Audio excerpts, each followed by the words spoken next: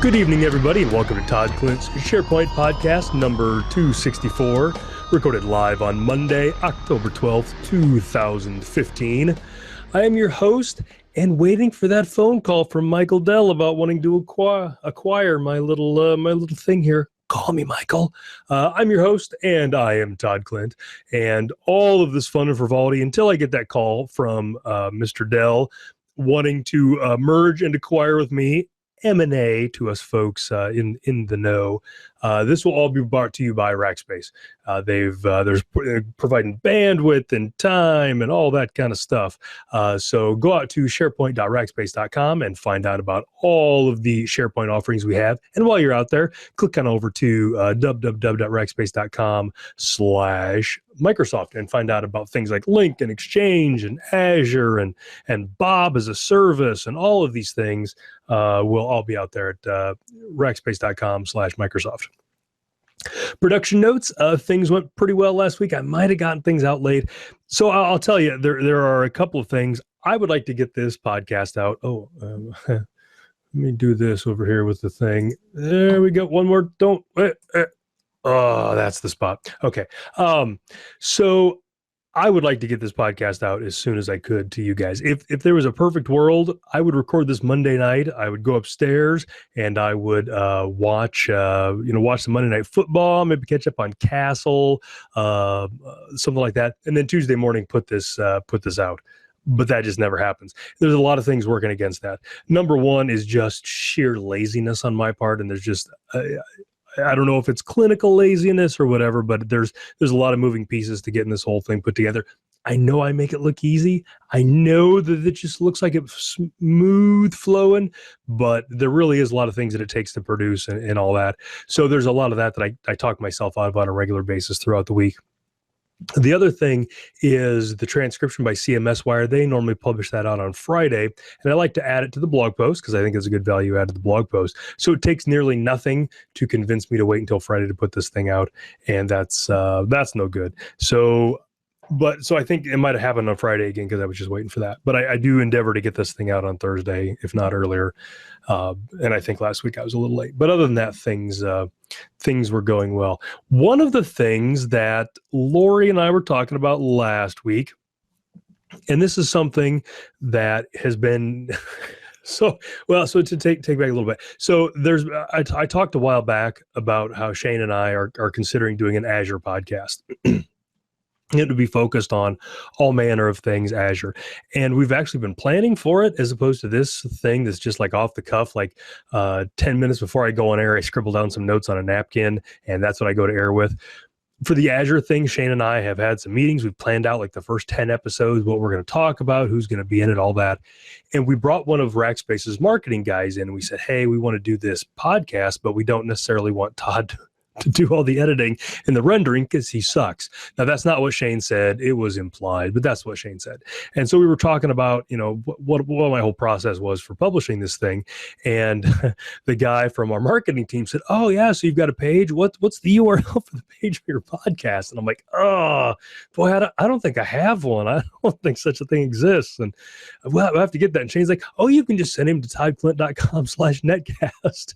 I'm like, oh, don't do that.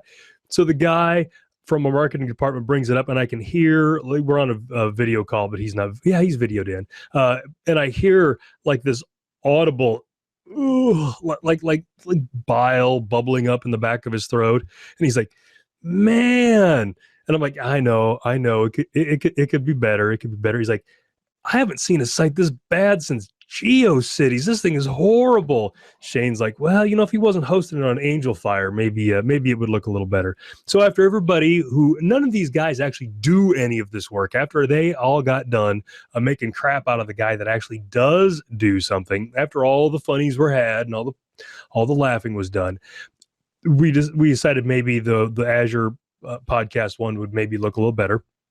But then it got me thinking that we should redo the podcast page. So talked to Lori a little bit about it. We threw some ideas around. We've got some ideas on how to make it better, but we want to hear from you.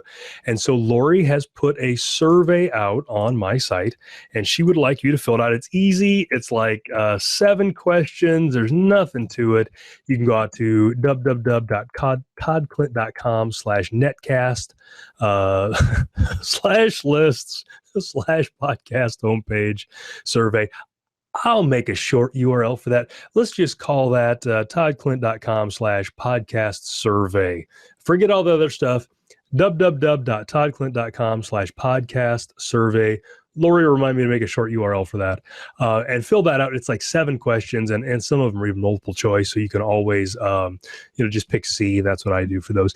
But we're looking, as we've got some ideas on how we want to redesign the page. We want to hear from the people that actually use it, because that's something I never use. That page, Lori uses it a little bit, but I don't know what to put in there. So fill that out and help us figure out how to make that page look better. And it's a little bit of your time, but ultimately you're the ones that wins. So that'll be good. Okie dokie. So let's move on to the topics.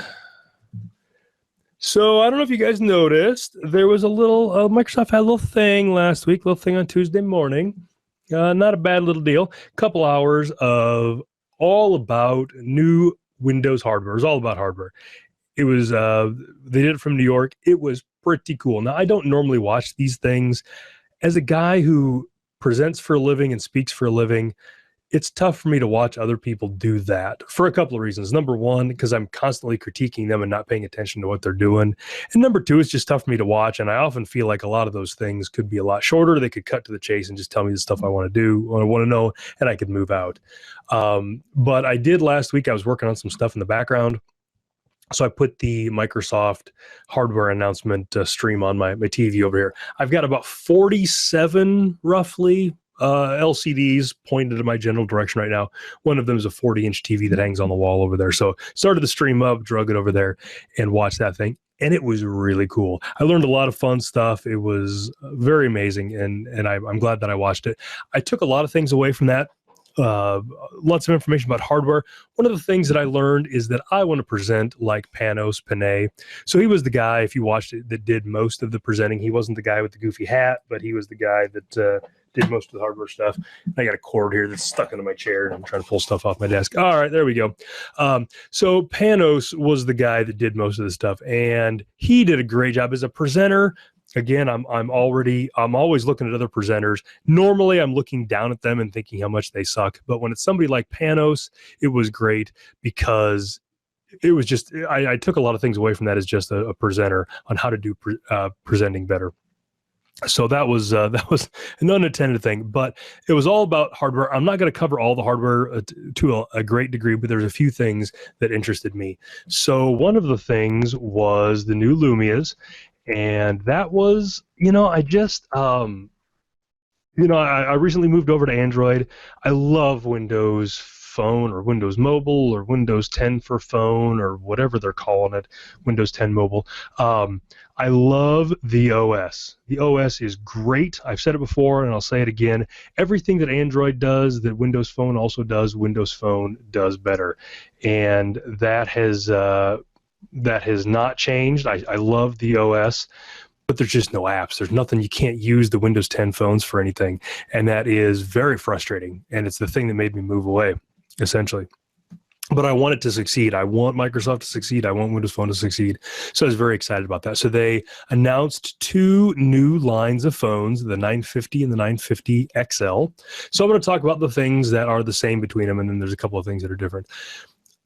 Beautiful pieces of hardware. Loved the hardware. They looked a lot of fun. They had Windows 10 Mobile on them, and it didn't look bad. I've not got a new version of Windows 10 Mobile on any of my phones recently, and so I haven't been able to see what the new builds are like. But the OS looked really good. They have a 20 megapixel rear camera with like 3 flashes that flash in a certain way to prevent like red eye and things like that.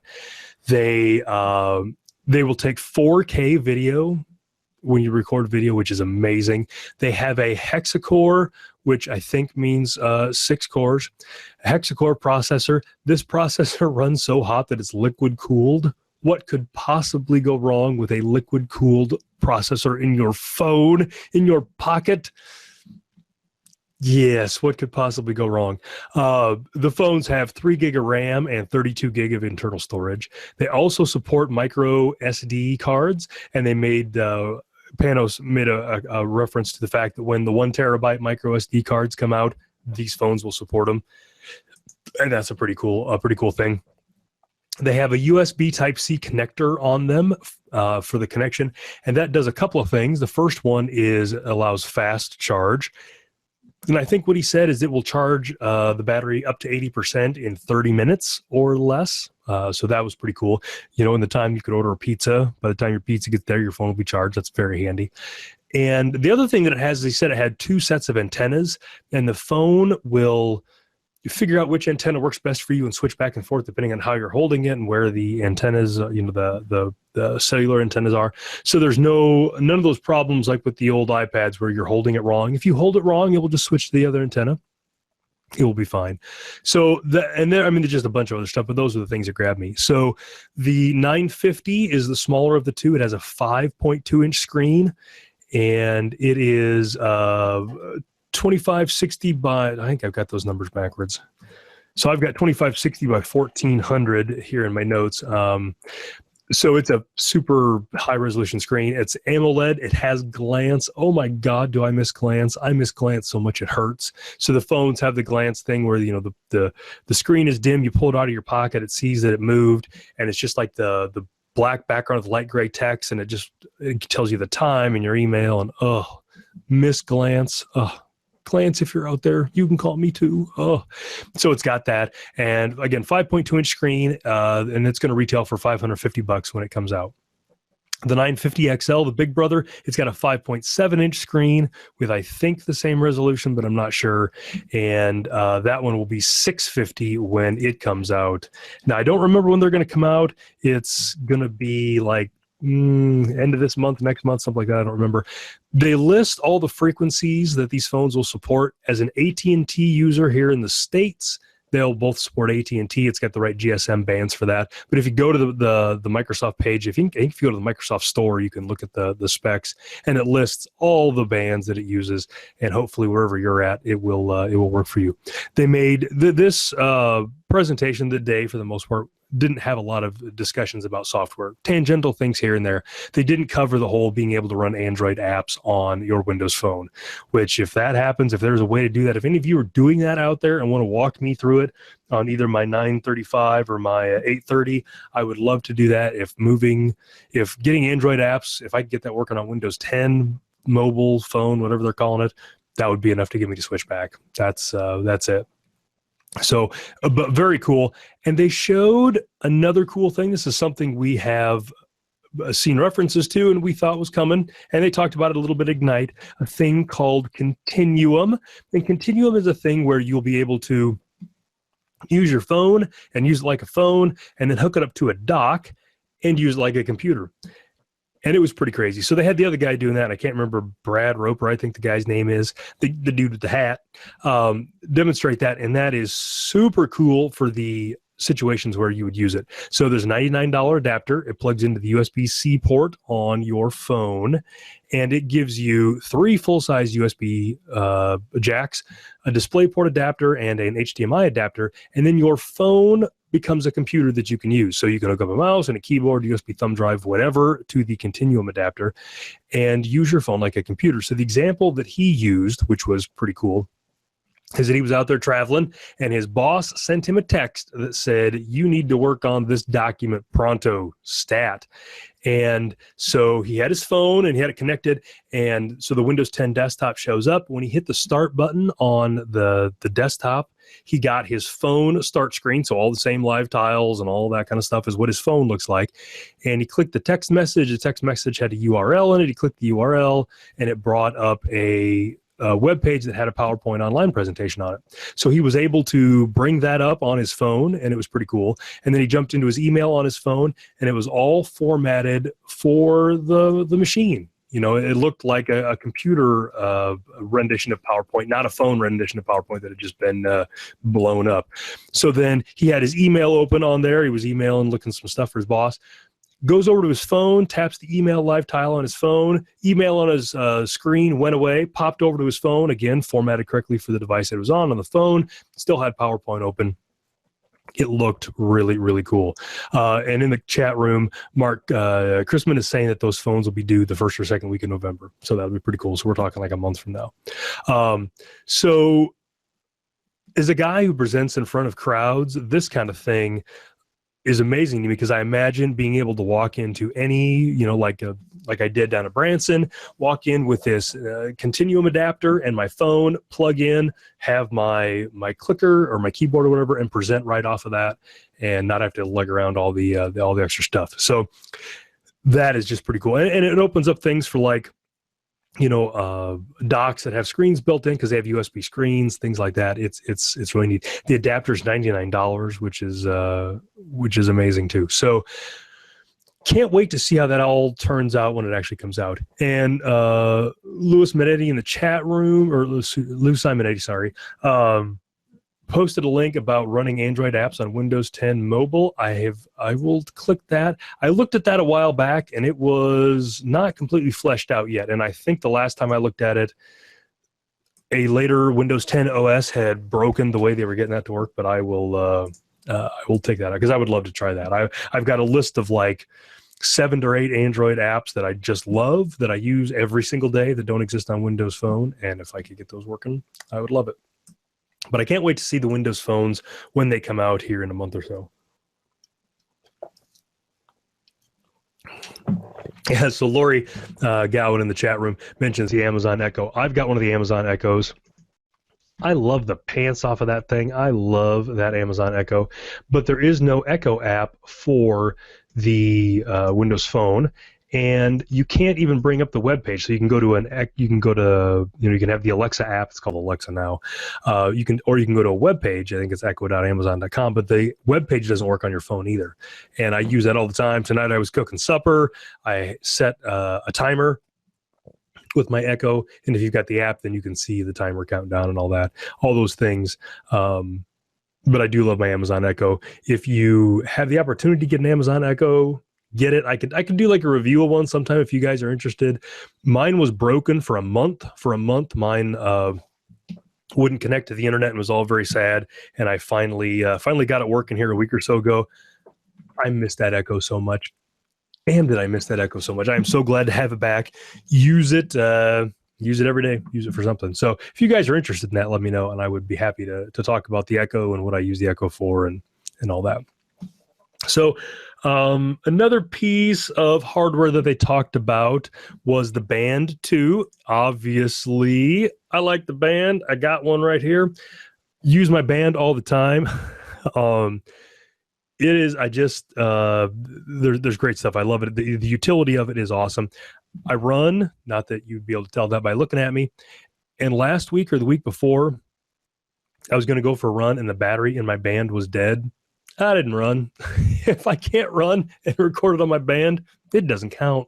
It just, it all revolves around that, because the information is so good. I love it all. Obviously, the Band has the first generation Band has some areas that can be improved upon, and I think the Band 2 does that. So one of them is the new Band 2 has no hard edges on it. It's all like, so this thing has corners. You could probably cut somebody with this, or at the very least beat them to death with it. But the new Band 2 is all smooth. There's no edges, no corners, things like that. It's got the same 10 sensors that the Band 1 has, but it adds a barometric pressure sensor, and that's to help it figure out altitude. So for people who use it for hiking and mountain climbing and things like that, if they want better altitude than the GPS gives them, the barometric pressure sensor does that. The screen is also a little larger, and it looks like the Band itself is just a little bit wider maybe. I haven't been able to find, or at least when I looked before, wasn't able to find full dimensions on the Band 2, but it looks like it might be just a tad wider, and that's kind of the only thing that's kind of held me back on it. But it looks amazing. The screen looks great. It's really good. So you can pre-order the Band 2. It is starting at $250, and it's got the same things that the Band 1 has. It's got the 3 sizes of small, medium, and large, and they're the same. You can pre-order it for $250. The Microsoft Store says they will ship by October 30th. I have not pre-ordered one yet. I don't know if the round edges are worth $250 to me. I just haven't decided, because I assume that I'll get no resale value for this one, and it will just go in the big box of electronic things that I don't have the heart to throw away. So I just don't know if it's worth all that to me, but it is a sexy looking thing. I do enjoy it. We'll see. The other good news is if you were on the fence about getting a band, the Band 1, they have dropped $100 in price. They've dropped in half. So you can get a Band 1 now for $99. This thing is worth $99 all day long. It is a great little thing, especially if you've got a Windows Phone, because the Windows Phone integration is so much better than the Android integration. But I love having a thing that vibrates when I get texts and phone calls. I love that because I don't always carry my phone with me, especially if I'm in the house. I don't always have it on me. And so if somebody calls or texts, it vibrates. I can read the text on here. It's great. It obviously does all the running stuff. I love all that. It's got the weather. It's got my stocks on it. I can check on. Let me see some style. The stock market's doing a little tight. I get well, the Dow was up. That's good. All the stocks I'm following are down though. No, that's no good. But I mean, there's just all kinds of great stuff. The weather, just all kinds of great things. So if you are curious about the band, you can grab one now for $100, and I highly recommend it. The next thing, so they talked about the HoloLens in there. The HoloLens, you can't talk about the HoloLens without just ending up talking about nothing but superlatives. It is the coolest and the wildest and the craziest, and I don't even. My one thought, so they had a demo of a guy playing a holodeck game, and they showed like they interconnected the video that he saw, the augmented reality stuff, with him on screen so he could watch it, and he's running around this room and he's shooting robots that are coming out of the walls and things like that. And my first thought was, I wonder how I would hurt myself if I got one of those, because we all know what happened when I got the Kinect. So I assume if I got one of these HoloLenses, I would end up throwing myself down a flight of stairs or running through a window or something stupid like that. But it was really cool. And if you're curious about the HoloLens, great news. They announced that they're going to be releasing an SDK the first quarter of next year for a mere $3,000. You can get the HoloLens SDK too. So good luck with that. Let me know how that works out if you get one. So the end of the show was kind of cool. They started out talking about the Surface Pro 4. And for the longest time, I use a Surface Pro 2 as my daily driver. And it worked out pretty well. I probably did that for a year and a half or so and just switched away from that here a few months ago. But I had a dock and I had everything connected to it. And then when I would travel, I would just unplug everything and off the Surface Pro 2 and I would go. And all my files were there and all my programs were there and life was grand. But a couple of things kind of wore me down. Number one, the Surface Pro 2 had a 10-inch screen, which is great as a tablet, but it's terrible as a computer when you're in a hotel room. And the Surface Pro 2 had a max of 2 gig of RAM. And these days with web browsers open and all kinds of stuff, like right now I'm using a little over 11 gig of RAM. 8 gig of RAM was just not enough and you couldn't get more. So bought a desktop, spent next to nothing for a desktop that had 32 gig of RAM, and that's what I use now. I'm using it right now for this. Surface Pro 4 comes out, and it has got all kinds of great hardware in it. And I had a list of all the stuff, and then I finally just put my notes to read the page because there's so much. The display is amazing and phenomenal. It's got crazy graphics. The display on it is 2763 by 1824. I don't even know what those numbers mean, but that is just amazing. It's 267 pixels per inch. The contrast ratio is 1300 to 1. That's the light and dark. The screen is just amazing on that thing. Storage, you have 4 options for storage: 128, 256, 512 gig, or 1 terabyte SSDs. And amen and hallelujah, you have 3 choices for RAM: 4 gig, 8 gig, or 16 gig. I could do me a 16 gig Surface Pro 4. It's got an 8 megapixel rear camera and a front camera that's 5 megapixel. 5 megapixels okay. You don't use a front camera a lot, but you know what this front camera is? It's Windows Hello compatible. So that means you can have your Surface Pro sitting here and your machine locked, and then you just walk in, and as soon as it sees you, it logs you in. They did a great demo of that. Panos did. He had his kids show up, and Panos apparently lives in this mythical, mysterious world where children actually get along and siblings don't fight constantly, because one of his daughters was using the computer and the sister came over and said, "Hey, I need to write a report. Can I use the Surface Pro 4 for a minute?" And the other sister, who was doing something terribly important, I'm sure, says, "Why, yes, sister, you may. I don't mind at all." And she locks the machine, and the sister walks over. The hello sees her, poof, logs her in. It's pretty cool. So I would love to get some of that. So you've got i5 and i7 models for this. It's got a full-size USB 3 port on it, micro SD, headphone jack, mini display port, and then the covers for the Surface keyboards and all that. Your Surface Pro 3 keyboards and all that will work. Obviously, it's got Wi-Fi and Bluetooth and all that kind of stuff. They're saying up to 9 hours of battery life.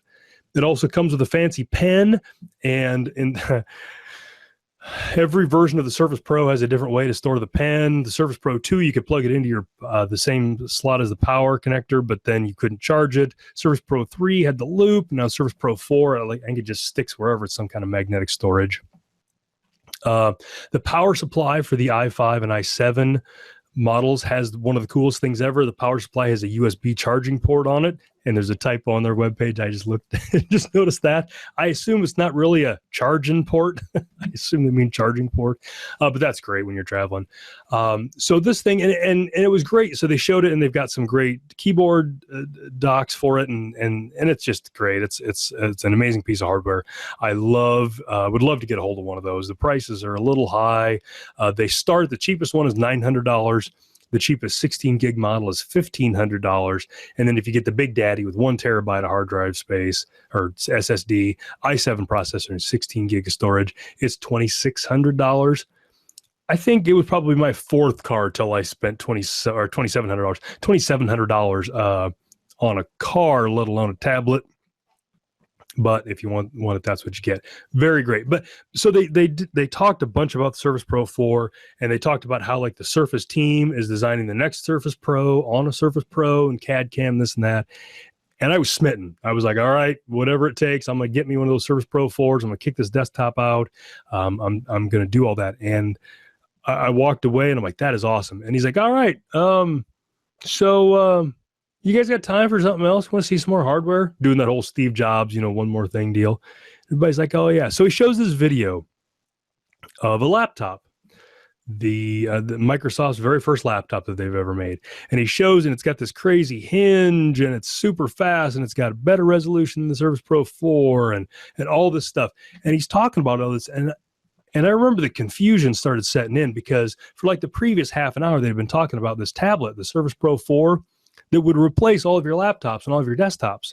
And then immediately after that, they started telling us about this laptop we should get. I thought I was just going to get a Surface Pro 4 and it was going to replace my laptop. But anyway, they show us this new laptop and how fast it is. And he shows this demo like he's playing some game, and he's calculating pi out to the 47 bazillionth integral, and he's video recording, and I think he's curing cancer, and all the while still not getting hot enough to warm up his coffee. I mean, it was just an amazing demo of all the great things this laptop would do. And I'm like, wow, this is kind of crazy. And he's like, so you guys like this, the Surface Book, you like this? And everybody's like, oh yeah, everybody loves this. And he's like, I think you guys missed something in the video. Let's go back and watch that video again. So they take like the last 30 seconds of the video where everything's fine, and they show and this was, again, I was very confused by all this, but this piece of the marketing bit sent shivers down my spine, literally, the way they did it. So they cut back to the video, and they show like the last 30 seconds of the video, and it kind of spins around, and the laptop sitting there looking at the camera, and then the laptop starts to shake. It starts to shake, and the screen pops off. And what they were showing was that this Surface Book was not a laptop so much as it was a tablet on a laptop dock. And so the dock with the keyboard has, an external video processing unit and all this crazy stuff, all these connectors and stuff, but the screen was a tablet.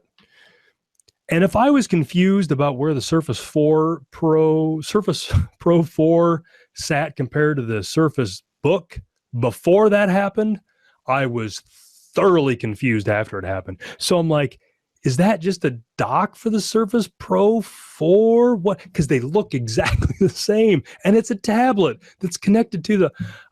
So even a week later, well, tomorrow will be a week, but a week later, I'm still not sure.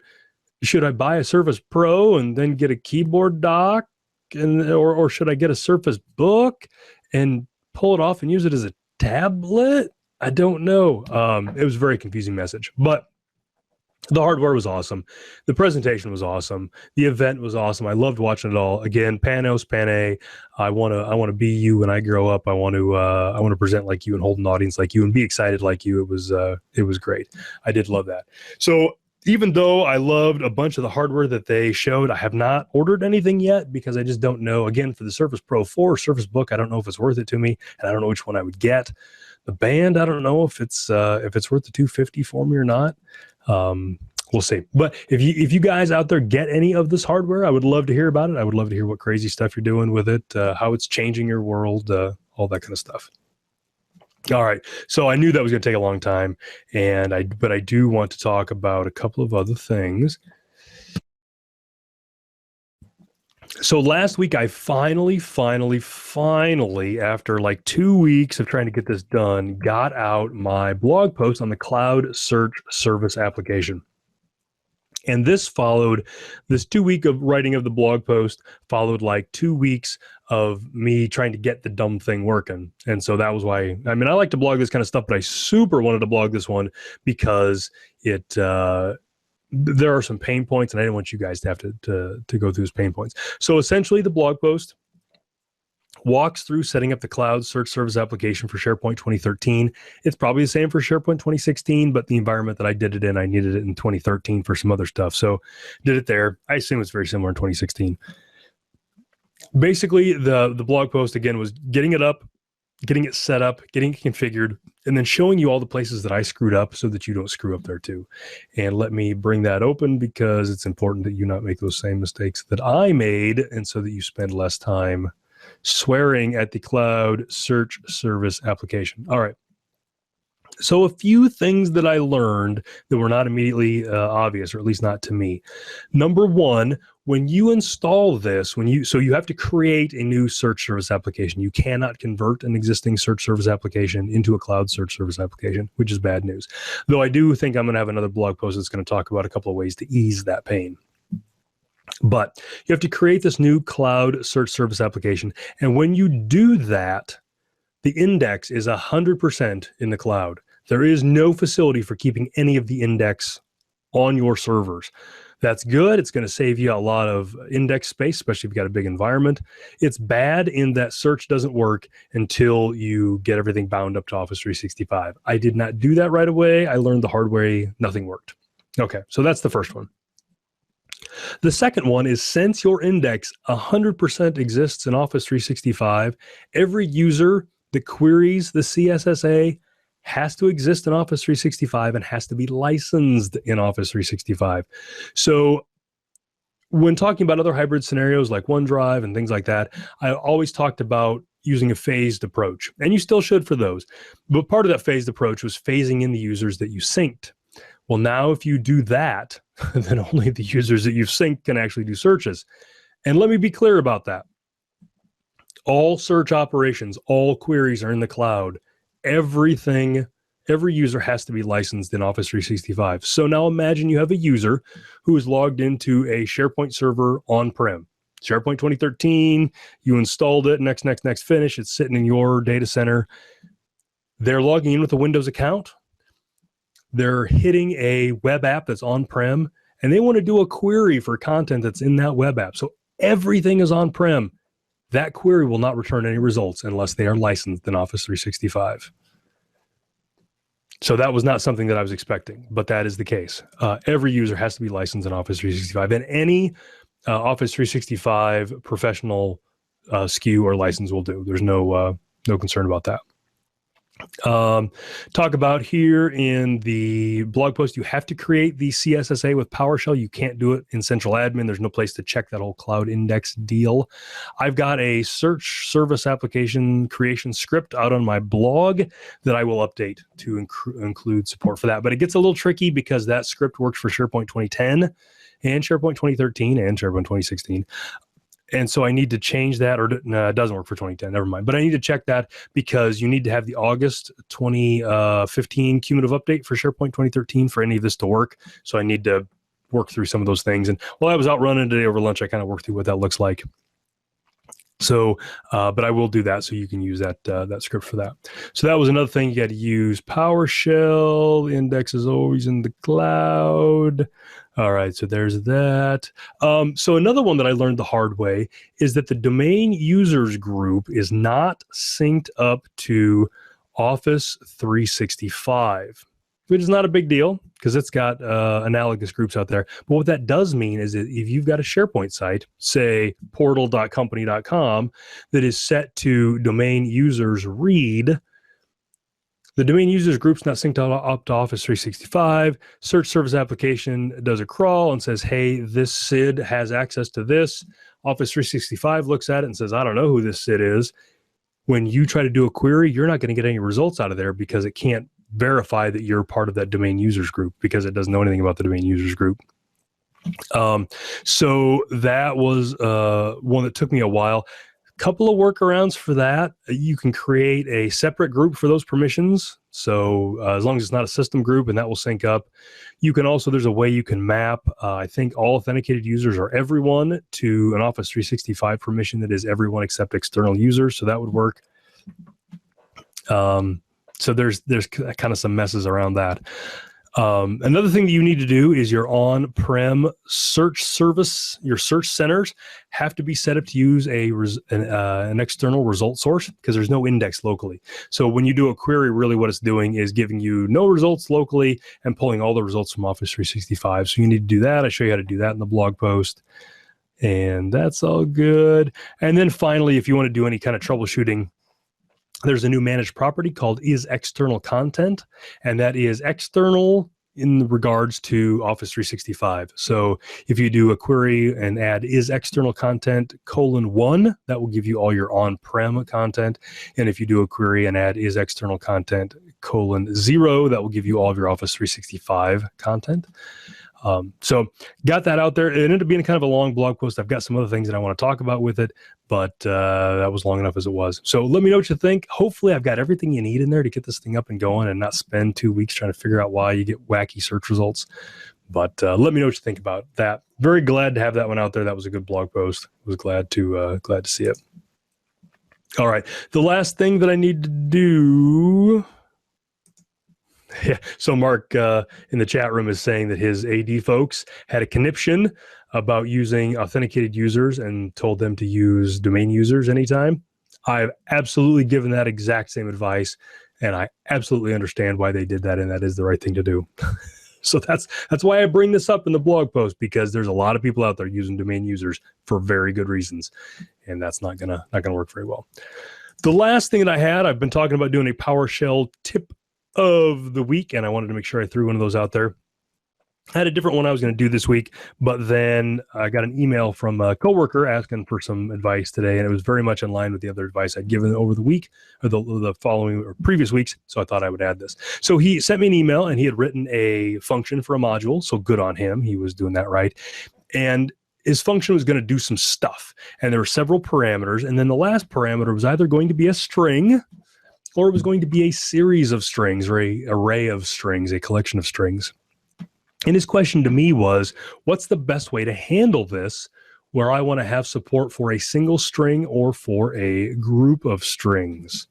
And so I said, well, there's a couple of ways that you can handle that. And he had actually written it into his code. He didn't have his input parameters cast on his function, so he was testing all that inside of his code and looking. It was very elegant and honestly very good, but he wanted to know what the best way to do that was.